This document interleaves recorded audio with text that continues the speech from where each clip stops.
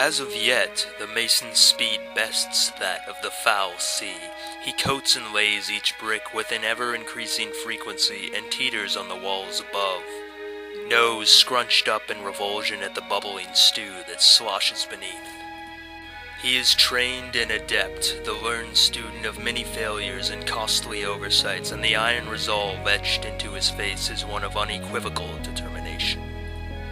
Confidence perhaps misplaced, as his ears no longer heed the commands of his directors, the pleas to let the wretched sea flow, that the cost of each brick is too great, pushed aside by him with nary a thought.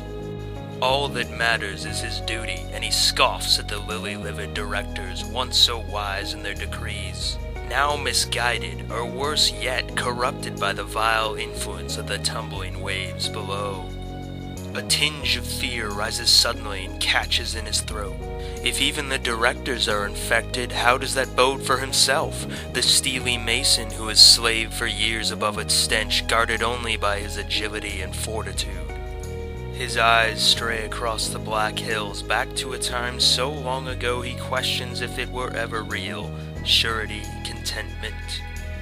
These words were vestiges of the past, barbed reminders lingering in his mind, the only proof that that side of the world was ever, could ever, be anything else. A power from within that he did not understand drove him always onward, assisted by the sight of the hated waters crashing below. He looks at it now, absent-mindedly laying a brick while a reservoir of contempt for the mercurial waves empties into him.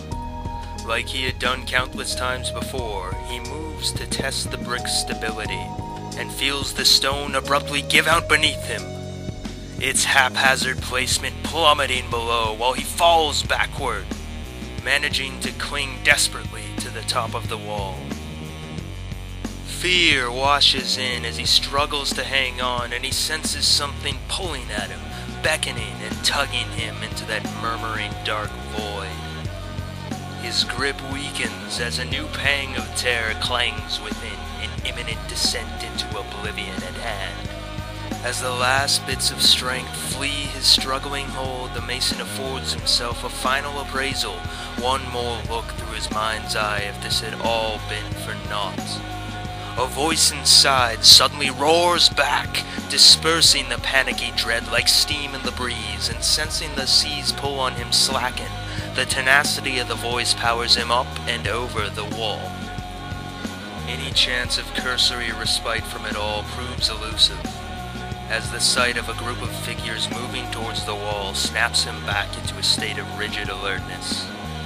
The directors greet him as they come closer, marks of high status resting on their heads and splayed down their robes. They order him to forsake his post and open the gates, claiming with an air of certainty that they have uncovered a method of banishing the tainted waters from this land forever. The stonemason reacts with apprehensive skepticism and suspicion that they are approaching him as anything other.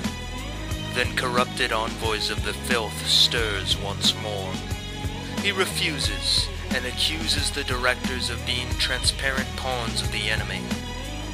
They plead with him to entertain their plan, and remind him that it was they who had first stopped the pestilence's ravenous assault, and held it back where the massive gate now stood.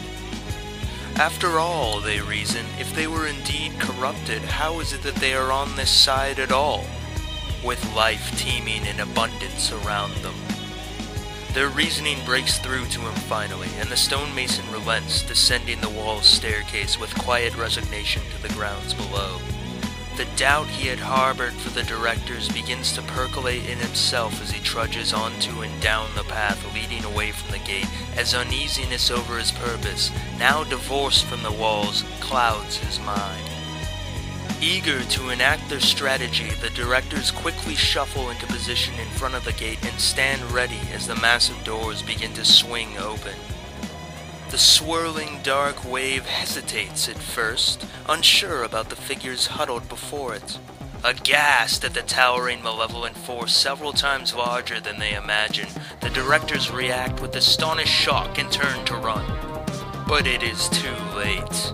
The sea sets upon them with menacing delight, consuming the first two before they can move and surrounding the lone survivor as he tries to flee. Sensing something amiss, the stonemason stops and looks back in time to see the terror-stricken face of his once overlord swallowed up by the spreading black mass thundering towards him. Instinct screams for him to escape, and nearly embracing it, he moves to bound away, but a sudden recollection of his earlier deliverance from ruin compels him to face the vile torrent directly.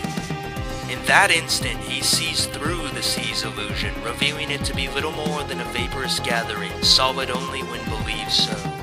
And as the voice inside swells to a harmonic crescendo enmeshed with the whole of his being, the waters dissipate into the air like they had never existed.